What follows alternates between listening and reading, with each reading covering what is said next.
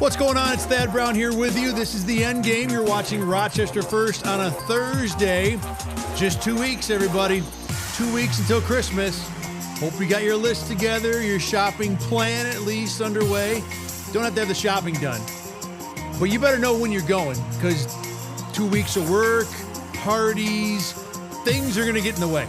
It always happens to me every year. I got a day already lined up for Saturday to get some stuff done, so hope you have your plan ready to go as well. A lot of sports talk with you today. Of course, we will get to Bills and Patriots. Interesting game for sure. I know a lot of fans out there think, are the Patriots for real? Are they legitimately a number one seed candidate? We'll talk all about that too. And we got more with Notre Dame and the world of college football. It just won't go away, especially when it's that particular school, that institution. This is the Duke, the Yankees of college football, the school everybody loves to hate. So more on what was really said, what's important, and why it's really hard to get behind anyone when it comes to Notre Dame versus the college football world. But as always, we start with the Buffalo Bills. And we had a good conversation in the Bills media room yesterday, Wednesday, after media day, as the Bills get ready for their Week 15 matchup with the New England Patriots. And the conversation was about the AFC as a whole and where this conference is and what kind of chance the Bills still have to go to the Super Bowl. Because even though they are the 6th seed right now, probably hard to imagine Buffalo realistically being anything better than a 5 seed in the playoffs. Because no matter what happens on Sunday, again, if the Patriots beat the Jets and the Dolphins, the last 2 weeks of the year, the Jets on the road, the Dolphins at home, they will be the AFC East champs, no matter what happens with either the Bills or New England the next 2 weeks. And I think whatever playoff machine or computer program you want to refer to, the percentages of New England winning the AFC East title are in the high 80s, low 90s. So almost certainly Buffalo's not going to be at home for the first week of the playoffs, maybe not at all in the playoffs. But that doesn't mean the Bills can't go to a Super Bowl, because this year in the AFC feels more wide open than it has been any other year of this Allen McDermott high-level era. And for obvious reasons, because normally, especially in the AFC, the best quarterback dominates the postseason. The best quarterback for the last 6-7 years has been Patrick Mahomes. Now, he's not played as well the last 2 or 3 years as he has prior to that. But when we get to the postseason, I don't think there's a general manager in the NFL who doesn't work for Baltimore, Cincinnati, or Buffalo who wouldn't take Patrick Mahomes as their preferred quarterback in the postseason. But right now, Kansas City Chiefs are not only on the outside looking in, but they are far on the outside looking in. We might talk a little later about how they still have a realistic chance, but they need a lot of things to go their way, not the least of which is them winning 4 games in a row. So it doesn't look like Patrick Mahomes is going to be in the playoffs. Right now, Lamar Jackson is on the outside looking in. He's got a pretty realistic chance to get in, but even if he does, that Baltimore team looks like a shell of the squad that was dominant offensively, that looked like a juggernaut end of last year, and even for the first 3 quarters of the Week 1 game against Buffalo this year. And then Joe Burrow, the Bills just saw him. He's 4-9. Now, he's still alive because the AFC North is terrible as a whole, but this looks like a team that's also going to be on the outside looking in for the playoffs. So the path for the Bills is as doable as it has ever been. There is likely going to be no road trip to Kansas City needed this year in the playoffs. In fact, almost certainly. The Bills might have to go to Baltimore, but that seems unlikely. There's a good chance that the Bills, even as a 5 seed, will open the postseason against the Pittsburgh team that they just decimated 2.5 weeks ago. And really didn't even play all that well for 60 minutes doing it. A team they ran on at will for the entirety of the game. And there's even a scenario out there, the way the postseason could easily shake out, if the Bills win and then whoever the 2 seed is loses to a Houston defense that looks ridiculously dominant, Buffalo could be playing the Chargers or the Jags week 2 of the playoffs. So this is not the same Baltimore on the road, Kansas City on the road, Joe Burrow. This is not going to be, potentially, the nastiest of postseason runs the Bills have to go through to get to the playoffs. And then you look at even the teams involved. Does anyone really buy the Patriots as a Super Bowl favorite? Does anyone buy Bo Nix as the quarterback of the team that goes to the Super Bowl out of the AFC? Does anyone buy, even with Justin Herbert and Jim Harbaugh, the Chargers getting it done with the remains of an offensive line left? And they're also the Chargers, a team that there's a term called chargering. This is a team that's expected to fold up the tents when the games get real at the end of the year. If they even make the playoffs, their schedule is brutal the next 4 weeks. Even at 9-4, I wouldn't be stunned if the Chargers finish 9-8 and don't go to the postseason. So there is certainly an opportunity for the Bills, such as they are, to still get hot in the postseason and go to the Super Bowl. Because, yes, are the Bills a flawed team? Do they have weaknesses? Do they have significant large questions? 100% they do. But so does everybody else in the AFC. And does that mean that the Bills as a imperfect team can't get hot and can't figure it out this time of year? No, they can. There still is an opportunity, even if they're a 5 or a 6 seed. They're still going to be a team that will be unwanted to be seen. I don't know if they're going to get the nobody wants to see us label, but I guarantee they won't be high on the list of anybody's desired postseason opponents. So the Bills still have plenty of an opportunity, even at 9-4, even with some ugly losses on the resume, to be a team that can get to San Francisco for Super Bowl 60. But here's the thing. Even if everybody's flawed in the AFC, here's where I stop when it comes to feeling confident about the Bills' opportunity to make the Super Bowl. When you look at the flaws of some of these teams, the ones at the top right now, New England and Denver, I think Denver's quarterback is something that we really can look at Bo Nix as a question mark. He's had good moments. He's had bad moments. I'm not a fan at all. So there's no doubt that's a question. But the only flaw with New England right now is that they haven't beaten a ton of good teams, which is a legitimate flaw.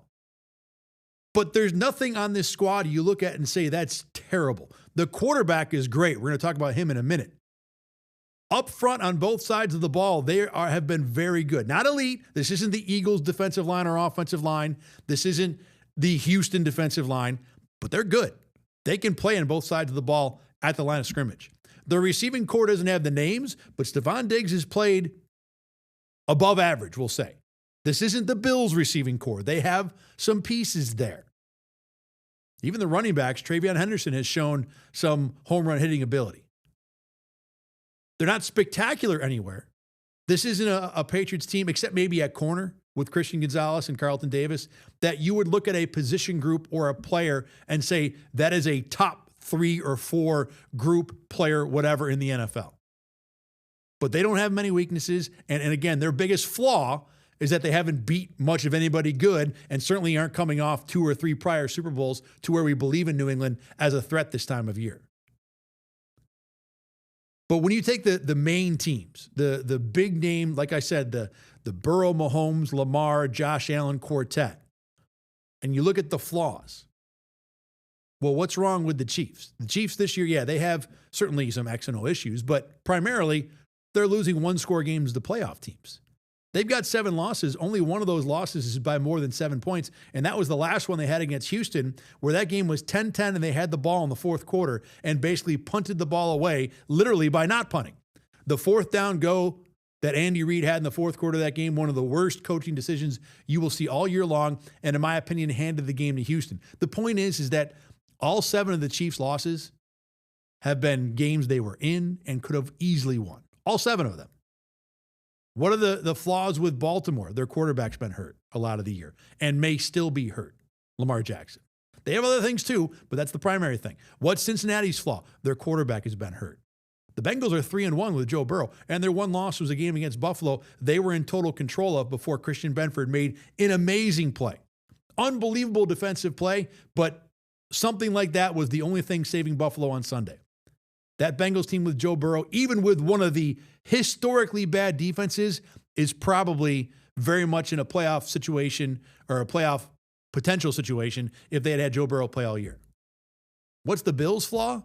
Well, number one, they've been getting roundhouse to the face by third-place teams. That's the thing. When Buffalo's losses this year, Buffalo's issues is that they've gotten punched in the mouth by the Dolphins and the Falcons. Now, I know the Dolphins have played better lately, but better for them is just whooping up on the teams of the world like the Jets. This is not a Dolphins team that followed up Buffalo by beating the Rams, the Seahawks, and the Eagles. We'll see. Maybe the Dolphins sneak into the playoffs. Maybe it'll look like a better loss in a few weeks. But for now, that's a third-place team that hammered Buffalo. The Falcons are terrible. A third-place team that hammered Buffalo. The Texans are obviously coming on. They're not a third-place team anymore. But it was still Davis Mills, and they won by 4 points, but we watched the game. They hammered Buffalo. The Bills are not a team like the Chiefs who are just not being able to figure it out against great competition. The Chiefs have played 7 playoff teams this year. They're going to play 9 of at least the current field. 9 of their 17 games are going to be against playoff teams. The Bills are only going to play 6. They've only played 4 so far.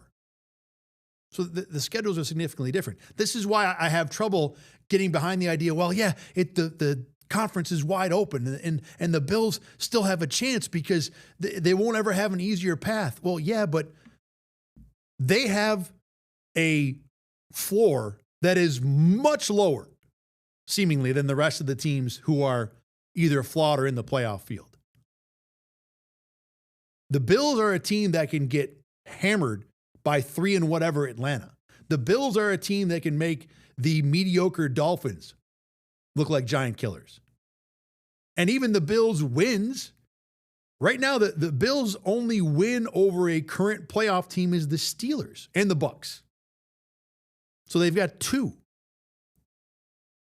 After that, their good wins are the Chiefs, who are 6 and 7, the Panthers with Andy Dalton at quarterback. Week 1, Baltimore, I think looks like a good win because the Ravens were certainly healthier and much more dangerous then. But even that win is like a 1-100 comeback for Buffalo. Yeah, I mean, you beat a good team, but you did it in a way that you would never, ever want to try and do again. So I feel like the flaws with this Bills team are too significant for me to really get excited about the idea of everybody's flawed and, hey, Buffalo can figure it out. It's certainly still possible. But the things that are holding back the Kansas Cities and the Baltimores and the Cincinnatis of the world, I feel better about, okay, well, I can understand that, as opposed to Buffalo, who just got dominated multiple times this year by mediocre to bad teams. End of the day, January is about January. So it's going to be who can win those 3 games. And the one thing about the Bills, if the playoff situation stays as is, the Bills are going to have one really big advantage. One really big thing going their way, and it's easy to figure out what it is. It's this guy, Josh Allen. No matter what I want to say about the Bills getting destroyed by the Dolphins and Falcons and looking bad against the Texans and not really having a ton of superb wins to where you really want to get dialed in, if the playoff field holds and there's no Burrow and no Mahomes and no Lamar Jackson, the Bills are going to walk into this playoff situation with the best quarterback in every game. And in some games, by far the best quarterback. And lately in the NFL, having the best quarterback is usually the right answer. Now, for the most part, it's only worked for the Chiefs, or it's primarily worked for the Chiefs. Other than that, you've seen Jalen Hurts get to a Super Bowl and win. Matt Stafford's gotten to a Super Bowl and win. Those guys are great quarterbacks. Matt Stafford might win the MVP this year. They're not Josh Allen. They're not Mahomes. They're not the ceiling level that Lamar and Joe Burrow can get to when they're fully healthy. But still, having the best quarterback is easily the number one thing any playoff team would want to have. And this year in the playoffs, barring some late season changing of the playoff seeding, and again, those things could happen, this year in the playoffs, the Bills are going to have the best quarterback in every AFC game. Probably every game, period, to be honest. Although Matt Stafford's having a ridiculous year. You can make an argument right this second. Maybe he's in Allen's category or class when it comes to including the pieces that he has around him in the offense he's working with right now. Regardless, if you want to get excited about the Bills and what they could do in the AFC, reason number 1 is that there's just nobody great. And reason number 2, maybe reason 1A, is that the Bills have Josh Allen and no one else is going to have someone who can match him. I mean, Allen's only lost in the playoffs to great quarterbacks. It's only been Mahomes, Burrow, and Deshaun Watson before his life went in the toilet. So Allen against the quarterbacks who he is likely to face this postseason is a huge, huge advantage for the Bills. And could be enough to carry them through the postseason. The only other caveat to that I'd like to drop in terms of this discussion is that we see this path as easy, in large part because the big other quarterbacks are out of the way, but also because the teams at the top right now, New England and Denver, are young organizations with young quarterbacks at least, but certainly they are new to the world of being the 1s and 2 seeds and best teams in the NFL, the elite teams. And what that means is the main criticism we have of them, even if I might dislike Denver's quarterback quite a bit, the main criticism is that they haven't done it before. We look at this path right now as easy because Drake May and Bo Nix don't have MVPs and Super Bowl appearances and wins in playoff games or anything like that. But these organizations are young and new enough that would it be a stunner if the AFC Championship this year was New England and Denver? Would it be a stunner if Drake May goes to 1 or 2 of the next few Super Bowls? Would it be a stunner if this Dallas defense, especially this year, carries Bo Nix to a Super Bowl? If we look back at 2025, 5 years from now, after the Patriots and Broncos have won multiple playoff games, we might look back on this 2025 postseason and say, it only looked easy because we didn't know who they were yet. And if the Patriots this year or the Broncos this year go to a Super Bowl, we're going to view what the AFC looks like through a different lens because now we know that Drake May can do it, or now we know that Bo Nix can do it. So the idea that the AFC is soft or easy this year, that's based on the information we have so far, which is not a complete picture. Regardless, if you're a Bills fan, there certainly is still reason to hope, even if, again, I'm a little concerned at how low the floor has gotten at times this year. All right, let's talk about this Bills-New England game in particular. Number one, I want to get back to their quarterback, Drake May, because like I said, this is a team that I think many people doubt based on their schedule, and that is a legit reason to be skeptical. But with May, I think the idea that he is not a high-level, borderline elite quarterback is quickly heading out the door. It's only one season, but his numbers this year are ridiculous. He is top 5 in just about every individual passing category there is. He's number 2 in quarterback rating. He's number 3 in EPA per dropback. He's number 3 in QBR. And yeah, I know his schedule's been trash. It has been an embarrassment. There's no doubt about that. They've got a couple legit wins, the Bills and the Bucs. Other than that, it's New England taking care of doormat after doormat. But the thing with May is, and I talked about this yesterday on BKL Nightly, he's still doing this with not a whole lot at receiver. It's not like this is T. Higgins and Jamar Chase. This isn't A.J. Brown and Devonta Smith. He's doing it with over-the-hill Stephon Diggs, Hunter Henry, who's a second-level tight end at best, Keyshawn Boutte, who occasionally catches deep balls, and Pop Douglas. This is like the primary members of his receiving corps. Kyle Williams, third-round rookie who occasionally makes a big play. Austin Hooper, tight end who's bounced around on everybody's fantasy team. And even, I don't care who the opponents are, May is still making this happen at a level that's high enough to legitimately involve him in the MVP discussion. On a team that really could roll out there with most any quarterback and win games. He's not an MVP because his team is 11-2. Probably partly he is. But the primary reason is the numbers for May match the record. The production matches the image of an elite quarterback in the NFL. And in addition, they don't have an elite run game, even if you might like Travion Henderson, even if Ramondre Stevenson has been very productive at times. Drake May has got this team to 11-2, certainly on the back of their easy schedule. But on the offensive side of the ball, he is the guy who is carrying everything. There is no easy go-to number one receiver or tight end that he can just dump a ball to all the time. There is no elite running back that he can hand off and get a 50-yard house call to multiple times. I know Henderson's done it a little, but you can't trust him. This isn't Saquon Barkley. This isn't even Rico Dowdle at this point. So May is the one carrying this offense. And on top of the fact that the numbers match the record, the production matches the record, so does the eye test. When you watch this guy play, he looks so confident. So I've never seen a quarterback at a high level throw the ball so softly so many times. He very rarely zings a pass. His passes are so catchable. And I don't have an explanation about why. I'm assuming that there's understanding of the defense, getting the ball out on time, knowing or being good at being able to place a ball. But he doesn't ever look like a passer. Very rarely looks like a passer that's trying to jam something into a window by throwing the ball as hard as he possibly can. And his receivers have to be able to appreciate it because it makes their job a little bit easier.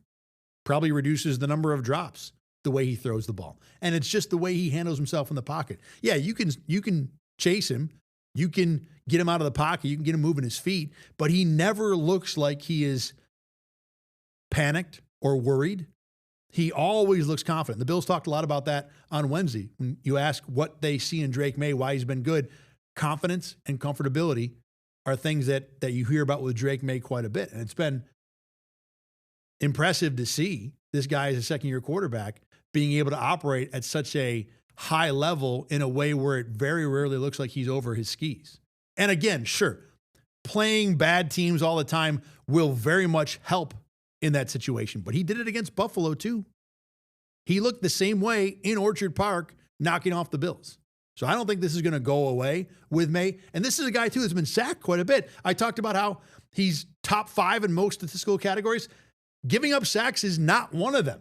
He's been sacked 3 times in 8 of 13 games this year. He's been sacked 4 times in 6 of 13 games this year. He's had a couple of 6-sack games. So although he might look comfortable in the pocket, this is not a guy that's elite at avoiding those big-time negative plays, which over the last few years have become more valued in terms of things that could end drives, things that are more important for quarterbacks to avoid. So May is a great quarterback. There's no schedule excuse for that. This is going to be a guy that you have to deal with from the Bills' point of view. And right this second, in terms of who's in the postseason, I'd put him as the 3rd most dangerous quarterback behind Allen and healthy Justin Herbert, which I don't know if we're going to get again this year. But when Justin Herbert is healthy, he's one of the really good QBs in the league and has a record that May has not yet equaled to where I don't think you put May above that. But after that, if you're talking about C.J. Stroud and Bo Nix and even Trevor Lawrence, certainly Aaron Rodgers, I'd rather have Drake May. Drake May has got all the pieces except for the high-level accomplishments of winning playoff games, winning divisions, going to the Super Bowl, that kind of stuff. He has all the pieces. And the Patriots still have plenty of cap room. God forbid they figure it out and go out and grab a receiver. Perhaps a veteran, get somebody in the draft, whatever it is. If they actually find high-level elite pieces to put around Drake May, the Patriots are going to be a huge problem going forward. But as for this game, yeah, the quarterback is good, but there are places where the Bills can figure some stuff out here. Patriots are going to be missing a couple big-time players up front on offense and on defense. Left tackle, Will Campbell, their rookie, he will not play in this game. He's on injured reserve.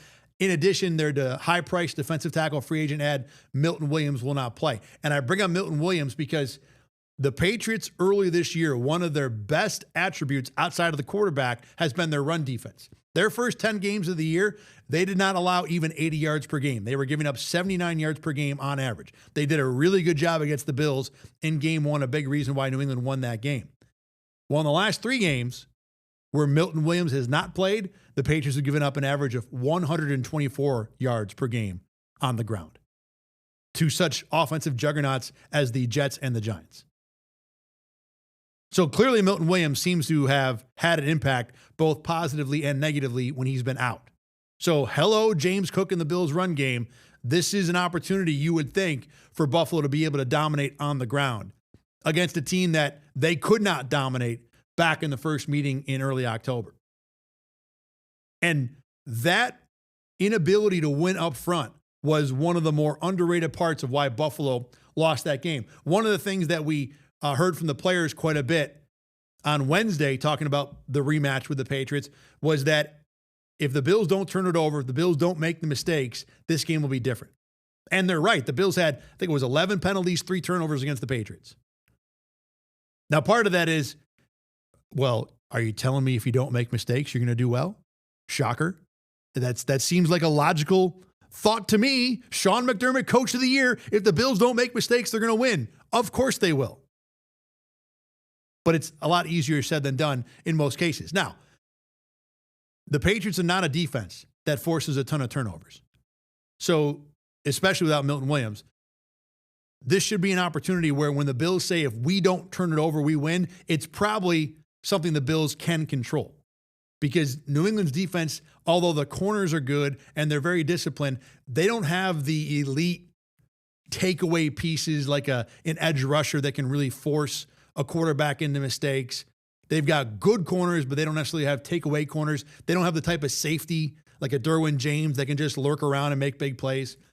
So if the Bills can handle their own business, they probably will be able to limit the turnovers this time. But when you talk about the rematch of this game and what went wrong in the first game, I think to just simply say, oh, if the Bills don't turn it over, they win, it's not quite that simple. You got to be better up front than you were in the first game. You can't just not fumble, not throw interceptions and be okay, because the Patriots beat you at the point of attack. And New England not having 2 of their starters in the trenches will go a long way towards Buffalo being better this time around. If Milton Williams was playing in this game, I might have an entirely different outlook on how this plays out. But without that guy, who seems to have clearly been a big impact for New England, then yeah, I think Buffalo's in a heck of a lot better shape for this game. This New England team is very disciplined. And that was, to me, one of the more underlying things that impressed me. They were giving up a lot of penalties or taking a lot of penalties early in the year. They had 3, remember that first game, 3 different 15-yard penalties on defense. There was an entire Bills touchdown drive where 30 yards of it was New England 15-yard penalties. The Patriots have cleaned that up quite a bit since they've only had 1 game in the last 7 with more than 5 penalties. So yeah, if the Bills clean up the turnovers, they'll be better. And sure, most weeks, if you don't turn it over, you'll win. But there is more to that New England win than just they got 3 turnovers and the Bills committed a lot of penalties. The Patriots committed penalties too. Something that they seem to have proved on since then. And the Patriots were better up front, which the Bills will have to get better in that department for this game. And like I said, the 2 guys being out will help there. The big key for me in this one is the red zone. The Patriots are stunningly bad for an 11-2 team in the red zone. On offense, they are 24th in red zone efficiency, scoring touchdowns inside the 20. If anybody watched their Bengals game from 2 weeks ago, they had a sequence where they had 1st and goal. I think it was actually 2nd and goal from the 1. They missed on 4th down. They got a penalty. 1st and goal from the 1. They missed 4 more times again and got stopped. They had 7 shots from the 1 or inside the 2 and couldn't score against the Bengals. This is not a team with a great run game, and you kind of saw that issue underlined in that particular spot. And overall for the season, their offense, despite how good it's been, is not very good in the red zone. And as bad as the offense is for the Patriots, the defense is even worse. They are dead last in preventing red zone touchdowns. 32nd out of 32. How can they possibly be 11-2, you ask? Well, I'll tell you. The Patriots also have allowed the least red zone opportunities in the NFL this year. Right now, through 13 games, teams have gotten into the New England red zone only 26 times. They are allowing 2, count them 2, red zone chances per game. That is ridiculous. And I don't mean ridiculous in the, wow, this defense is great sense. I mean ridiculous in, that's how bad their schedule is. If you want to point to a number that underlines how pitiful New England's opponents have been as a whole, this Patriots defense, which is good, but not anywhere close to great, has only allowed 2 red zone opportunities per game. That to me screams we haven't played offenses that can figure out how to chew gum and walk at the same time for the most part. And the Bills are definitely not that, no matter how many times we talk about whatever issues they might have. So to me, if the Bills are to win this game, they need to bury the Patriots in the red zone. They need to press what is going to be an advantage because the Bills' offense is great in the red zone and the defense is fine enough. New England's going to get to the red zone. You got to make sure they can't finish. And when the Bills get there, that ball has to get across the goal line. And if the Bills do both those things, I feel really good about Buffalo's chances when you fold in the injuries New England is going to have up front. By the way, Harold Landry, who's got the most sacks for the Patriots this year, 7.5. Granted, he's like 85 years old or whatever it is. He did not practice today after being limited in a walkthrough yesterday. So if he doesn't play also, that's another piece that comes off that line of scrimmage that New England was really good with early in the year that won't play potentially in this game. So we'll keep an eye on that as we go forward. For the Bills, injury-wise, Joey Bosa was at practice. Spencer Brown was at practice. He already said he's going to play. So the Bills might be in a position here where they are going to get pieces back up front while the Patriots are still missing theirs for this game. All right, we're going to take a break. When we come back, I want to talk a little bit more about the Bills' running game. This would be James Cook in particular. And he's a good runner. He's not a good holder onto the ball right now. This is a problem the Bills will have to worry about. I don't care how good Cook has been all year. We'll talk about that after a break. My name is Thad Brown. This is the Endgame on Rochester First. The kids, the ones you know that you want to hang out with, most of them, they call this channel Rock One. You should too.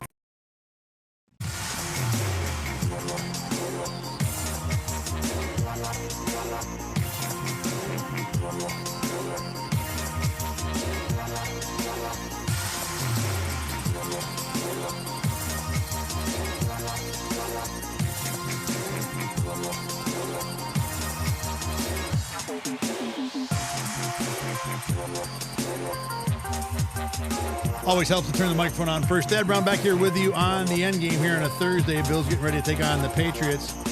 Bills released their injury report just a few minutes ago. I'll give you the live actual update here as soon as my phone fires it up.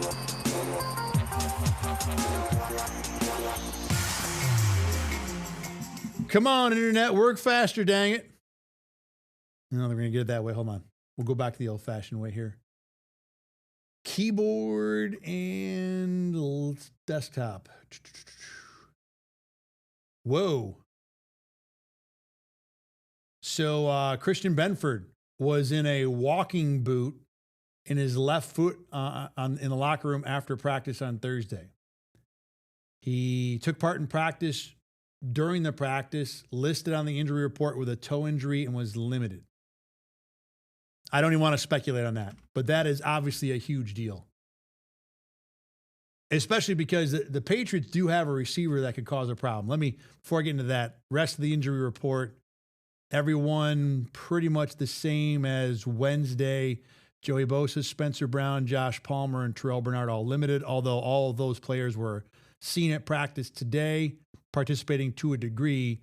Benford's obviously the big issue. One of the problems the Bills had in that first game against New England was obviously Stephon Diggs going for about 1,000 yards. Diggs did a lot of that going against Trey White. Not all of it, but a lot of it. And if Benford doesn't play in this game because of this toe injury, and it's Trey White and Max Hairston the whole way through, well, then Stephon Diggs is going to look at it as a target-rich environment. This is a receiver who probably can go on either side of the field, be lined up anywhere, and the Patriots will feel like they have an advantage, which is a big deal because the Patriots' second-best receiver all year has been Hunter Henry. He's probably the only other weapon on offense that anyone would get really concerned about to any degree. The Bills are really good at preventing tight end production. Even though Henry had a couple of big catches in the first game, this is not a guy the Bills should worry about killing them. Stephon Diggs can and did. And if it's not Christian Benford in this game, then that will be a big problem for Buffalo. We'll talk about that for sure a lot more on BKL Nightly tonight. Remember, you can catch that every single Monday through Thursday right here on Rochester First. We also have our post-game show every single week, too. This week it'll be live at 4 or 4:15 whenever Bills and Patriots gets done. So, again, right here on Rochester First every single night, Monday through Thursday at 8:30 p.m., BKL Nightly. We talked before the break about the issues a little bit. I kind of teased it a little bit. The issue that James Cook is having with the fumbles lately, and that has been a problem. Look, James Cook has been one of the elite weapons in the NFL. He has really become a high level running back and a guy who makes a lot, who produces a lot of the Bills' success on the ground on his own. Yes, the offensive line is phenomenal. Joe Brady and Aaron Cromer do a good job putting together the run scheme. But James Cook makes a lot of this go on his own with vision, with speed, with toughness, with strength. But the last 2 weeks, he's put the ball on the ground 2 times in both games. There are a lot of years where running backs will go the whole season without fumbling once. Cook has fumbled twice in the last 2 games. And he's got another fumble before that going back to Miami. So that's 5 fumbles in the last 5 games. That's inexcusable. You cannot manage with a running back putting the ball on the ground at that rate. And this is the point I want to make. Even though Cook has been as good as it gets this year, even though Cook has been one of the top elite backs in the NFL, there is a world where the fumbling becomes too much for the Bills, where they would have to move on, not necessarily get rid of him, but certainly reduce his touches and increase somebody else's touches. And you don't want to do that because, like I said, Cook as a runner has become one of the top guys in the game. He is someone who helps make this offense go. If you take Cook out of the game, you're not getting 7 yards. That play that Cook gets 7 on, I don't know if Ray Davis and Ty Johnson get 5. That play that Cook busts loose for 14 around the corner, Ty Johnson and Ray Davis might get 6.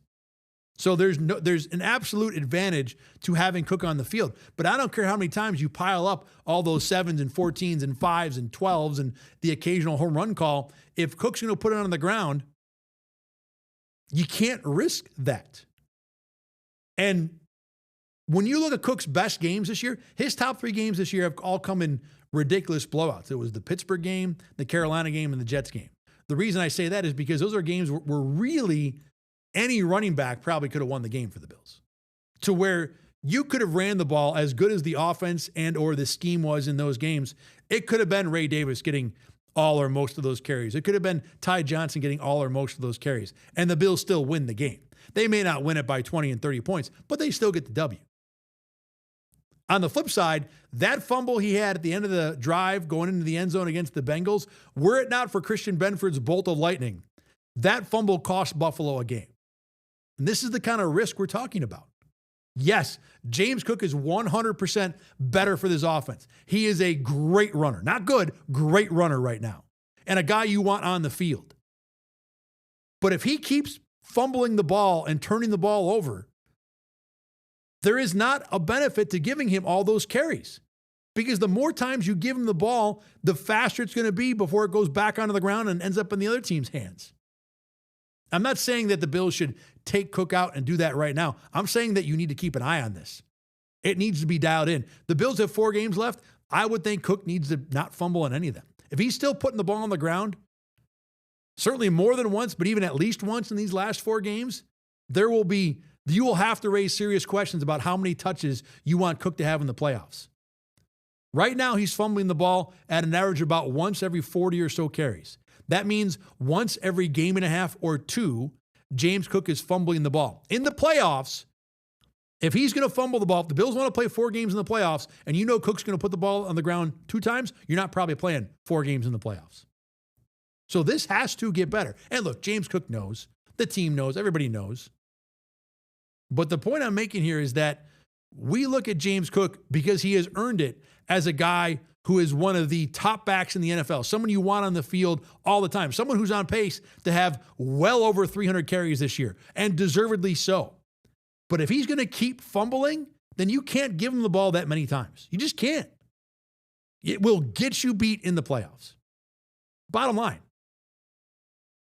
So this is something that I will certainly have an eye on, and I certainly would imagine the Bills will too, for the rest of the season. This has to get better. Not just for the sake of the Bills season, but for the sake of James Cook's playtime. Because again, we are getting close to the point where the risk is outweighing the reward. We're not there yet. And part of this is, with it being 2 fumbles in back-to-back games, you can almost look at it and say, wow, that was just 2 really bad games. It happens to everybody. Maybe it'll get better. It's just a random thing. And you can say that right now and kind of convince yourself that might be the problem. I've had some people on X try and tell me that, well, not every fumble is the same, right? He had one fumble where he knocked the ball out of his hands on his own. That's worse. You're telling me that it's okay that he happened to have the ball get knocked out of his hands by his own knee? You're saying the defense doesn't even have to be close to him, and James Cook can put the ball on the ground. So either this gets better or James Cook starts carrying the ball less. And the second option is not good for the Bills, even if they are preventing fumbles. They need and want Cook to be on the field. He is the best thing that's going on this offense right now.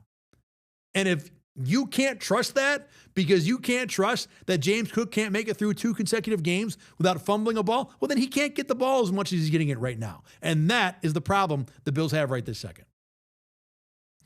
All right, I want to move on to Notre Dame here because being Notre Dame, they remain in the headlines. And a couple different points about them. Number one, Notre Dame is a team that since they've missed the playoffs, their actions certainly don't look super upstanding. People have talked about, have they taken the high road? I don't think so. I don't even know if Notre Dame knows where the high road is right now. They are 100% taking the low road and complaining about everything and everyone that they can make a point about right now. The response from many has been, ha, which I understand. But number 2 is Notre Dame should join a conference. That one I don't get. Why would Notre Dame ever want to join a conference? I don't get why people think that, Notre Dame missed the playoff, therefore now it's time for them to realize they should be in a conference. Would that have helped? So you get a chance to play in a championship game. You don't need to win that championship game if you handle your business in the regular season, which Notre Dame did not do this year. They did not deserve to be in the playoff. The committee made the right choice. But missing the postseason is not about not being in a conference. Missing the postseason is about not beating Miami or Texas A&M.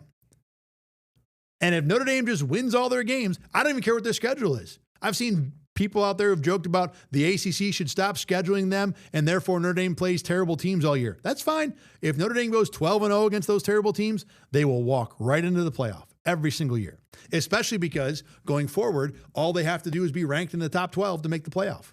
They don't even have to be the best at-large team. If they're the 12th ranked team in the country, regardless of any rules, they could hop in front of a team who might be ranked number 9 because Notre Dame has now mandated a spot in the playoff if they are a top 12 team going forward. If you don't believe me, look it up. But separate of that, this is a team that the Athletic, before the season, valued as the number 4 most valuable college football program in America. The Athletic valued the program at $1.8 billion. Notre Dame was 3rd in 2024 in football revenue, making $143 million. So what on God's green earth do they need a conference for? For everyone out there who says, well, Notre Dame should join a conference if they want to make the playoff. They don't need that. They don't need it at all. They don't need it for the money. They don't need it for the schedule. They just got to win their games. They didn't do that this year. They didn't deserve to be in. I mean, they were one of the top 12 teams in the country and would have been a better playoff with them. But the way the rules are laid out, Notre Dame didn't earn a spot. Bottom line. But that doesn't mean they need a conference. And I think a lot of the time, the people who talk about Notre Dame needing a conference, it's the people who are already in a conference. The Ohio States and the Texases and the Alabamas and the Georgias, all these schools who are used to being the big dog. The ones who, they do everything right. They're the champions. They win the championships, right? But the thing is, all of them, they have to be in a conference. They don't ever go out and go independent. I'm sure they could. If Ohio State wanted to be independent, they'd probably be fine. Same thing for Alabama, same thing for Texas. But they don't. They have decided they need to be in a conference. And Notre Dame doesn't, and I think it bothers those schools. That Notre Dame doesn't need other teams in a conference to help them. They don't need conference money from any number of bowls or playoff games. Keep in mind, most of the time when a team goes to a bowl, they don't get all the money from that bowl. Whatever financial benefit there is, that's usually split among everybody in the conference to a degree. Notre Dame doesn't need that. Notre Dame doesn't need the SEC network. Notre Dame doesn't need the ACC network. And I guarantee the teams that need it, let me back that up. The teams that don't need it but still use it to where it looks like they need it, Ohio State, Alabama, Michigan, Texas. It bothers them that Notre Dame doesn't need it. And that's the only reason I can think of why people would call for Notre Dame to be in a conference. Because there is no logical reason for Notre Dame to go to a conference. It does not help them at all. They don't need the money. They don't need the schedule. They don't need the opponents. They can book Syracuse, didn't mean you to catch a stray there. Syracuse and Missouri and San Diego State and all three service academies. And if they go 12-0 on that schedule, they're going to the playoff. They don't need a conference championship. They don't even need that much of a difficult schedule to do it. They just got to win their games. And they didn't win their games this year. That's why they didn't get in. The other part of this I want to get into was Notre Dame athletic director Pete Bavacqua, who is a divisive figure to say the least right now. And there's a lot of good reasons why. But let me get into the reason why. Number one, I think he has a point. He went on the Dan Patrick Show on Monday and said that the relationship with the ACC had been permanently damaged and talked about essentially a smear campaign that the ACC went on to promote Miami over Notre Dame. The weird thing about that was I didn't see one time any campaigning for Miami that wasn't from the school or its own fans or people who write and cover sports in Florida. I didn't see any ACC campaign. I didn't know what he was talking about. Well, it doesn't take too long to figure it out if you do some research, as I did today. What the ACC did was primarily through their ACC Football X account. And it's really not hard to find. You can go look it up yourself. They went over and over with different graphics and posts about how head-to-head matters, how Miami had a better resume. There were multiple situations where they, circled Miami and X'd out Notre Dame or checked Miami, look at the resumes. It was not one or two. It was post after post after post. And look, if it was the University of Miami putting these things out, no one would care. It was absolutely within the wheelhouse of what a school like Miami should be posting on social media to promote their own team. But the conference, I can see where Notre Dame would have a problem with that. Yes, they are not a full member in football. They're not even really a member. They just schedule a lot of ACC teams via a business agreement. And they are still officially an independent school. But Notre Dame is in the conference for 24 sports. In fact, every sport Notre Dame has, except for football and hockey, are in the ACC. And the only reason hockey isn't in is because the ACC does not have hockey as a sport in their conference. So, yes, they are not in your conference for football. And I think the ACC, in fact, I know the ACC would want Miami to get a playoff spot over Notre Dame because it is financially beneficial for the conference. But does that mean you go full one-sided, like we go to school there in terms of your campaigning on social media? You can do it in a way that can be polite and respectful and post things that say, hey, we think Notre Dame's had a great season, but this is why we feel like Notre Dame is better. That's not what it was. This was absolute, we're on social media and we're going to promote our guys. We're going to post things that are going to get engagement. They're going to get the fan base fired up. It was the kind of thing that Notre Dame has absolutely every right to be upset about. And apparently, according to Notre Dame AD Pete Bavacqua, the post began early in November when both teams' regular seasons were winding down, continued all through early December, and continued while he was calling the conference to say, hey, we don't appreciate this. ACC didn't mind. Now, it's not the ACC official feed, by the way. It was ACC football, for the record. Not that that matters. In addition to the X posts, and this isn't as direct, but it is subtle trolling to the highest degree. I didn't watch all of this, but apparently the ACC network aired the Notre Dame Miami replay over a dozen times the week before the selection was made on Sunday. And yes, that's not campaigning. That's not openly promoting one team or the other, but you know what they're doing, right? It's not, you don't have to think too hard to understand what Miami is doing with showing that game over and over and over. Now, all of that might not be that egregious, might not be a thing where a normal, unbiased person would say, yeah, I can see where Notre Dame's upset, but it is their school, or it is an actual conference school and you want to promote them and it wasn't handled the right way, but we'll move on. The problem is that after Pete Bavacqua called it out, ACC Commissioner Jim Phillips responded with a statement that included the phrase, "At no time was it suggested Notre Dame was not a worthy candidate for the college football playoff." That is exactly what ACC football suggested over and over and over. If you want to promote your team and do it in a way that is disrespectful to a business partner, at least, if not a 90% conference member, you can't turn around and say, well, we didn't do it. No, what are you talking about? That wasn't us. We didn't put Notre Dame down. Yes, you did. Over and over and over. Don't lie. This is the old, don't do that to my leg and tell me it's raining. The ACC absolutely campaigned for Miami over Notre Dame and suggested they were not a worthy candidate. So if the relationship from Notre Dame's point of view with the ACC has been permanently damaged, which is what the AD said, I would imagine the commissioner just outright lying about it can only make it worse. Now, I don't think most of us care if Notre Dame's in a conference or not. In terms of actual endgame stuff, the endgame of this, does anyone really care if Notre Dame's in a conference? No. I think at most, people are bitter about the fact that their team has to be in a conference and Notre Dame doesn't. People don't like the fact that Notre Dame is entitled and acts that way. I get that.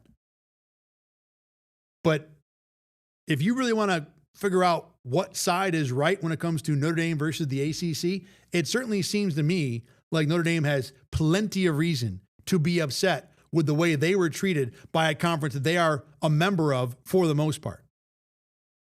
All that said, it was reminded earlier today to me that Notre Dame athletic director Pete Bavacqua is a guy who has been to Rochester many a time because he used to be the CEO of the PGA of America, who's actually had that job beginning in 2012. Remember, Rochester in Oak Hill hosted the PGA Championship in 2013. So on many occasions, I interviewed him. He's been in town. He's talked to people. And he was not the easiest guy to get along with. There was a story. I remember we were doing an interview with him at Oak Hill. It was a generic, he's in town to promote the event and get everybody ready for next year, sell some tickets, things that the PGA of America does on a regular basis for every single event that they stage here in Rochester. And we were doing an interview with myself and a reporter, and I had a camera with a light on top, which is pretty standard TV fare. If you watch any movie with TV cameras in it, you've seen the light on top. You don't have to have them always as bright as they are in the movies, but you need that to light the subject properly. Well, he had a problem with this light to where he didn't want it on, which is not also anything that's totally out of the ordinary. Some people really have sensitive eyes to where turning a light on like that can bother them. But the thing that really took me aback was that he was a jerk about it. I mean, you can easily, hey, that light's a little bright to mine. He was just a jerk about it. He was not someone who is easy to get along with. And now, as the athletic director at Notre Dame, as someone whose job it's been for the last few days to openly complain about a process that, yes, some parts of it have been probably unfair to Notre Dame, but at the end of the day, Notre Dame being left out of the playoff was the right thing. And Notre Dame is already a team and a school that people want to find reasons to be upset about, want to find reasons to dislike. And this guy kind of coming off as a spoiled brat, which I know, even if he's right, is how it looks and sounds, isn't helping. And I've seen him be that long before he was the athletic director at Notre Dame. Spoiled brat might be rough, but this is not someone who is warm and cuddly and easy to get behind, easy to rally behind.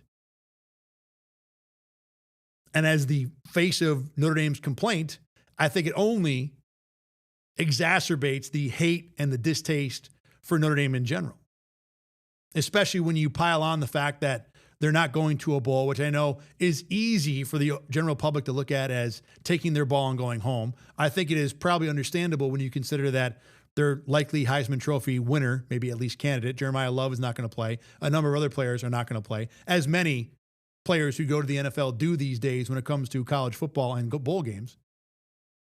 So Notre Dame didn't want to go to a bowl game that wouldn't be with their real team. I think you can get behind that. Baylor is not playing in a bowl either this year. Frankly, in a bigger conversation, they should just dispense with the bowls and you have 12 teams make a playoff and that's it. You don't have in the FCS teams who don't make the playoffs go play other games in the postseason. It's just you make the playoffs or you don't. And I think in FBS Division I football, we will get there. But for now, the bowl still being a giant tradition and something that a lot of teams are going to play, it makes Notre Dame's decision to not play look bad, or it's easy to make it look bad. And then again, when you have an athletic director that just, from a personality point of view, seems to be someone that turns off most everybody else in the world, even if he's right in a lot of cases, like I said, it just doesn't help. All right, it's going to do it for today's show. Thanks very much for watching and listening. We'll be back again on Monday to wrap up the Bills and the Patriots. Should be a good one. Remember, you can catch BKL Nightly. We'll have the Game Day Recap show on Sunday. We're going to be live post-game Sunday right here on Rochester First. Be me and Caleb Carr talking about Bills and Patriots.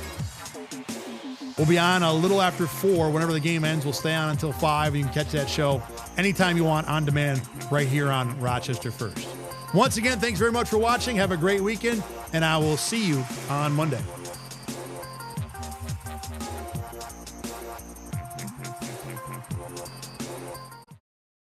Get the Rochester First streaming app today for everything you love from News 8 On Demand, plus exclusive shows you won't see anywhere else. Search ROC and download for free on Roku, Amazon Fire, and Apple TV.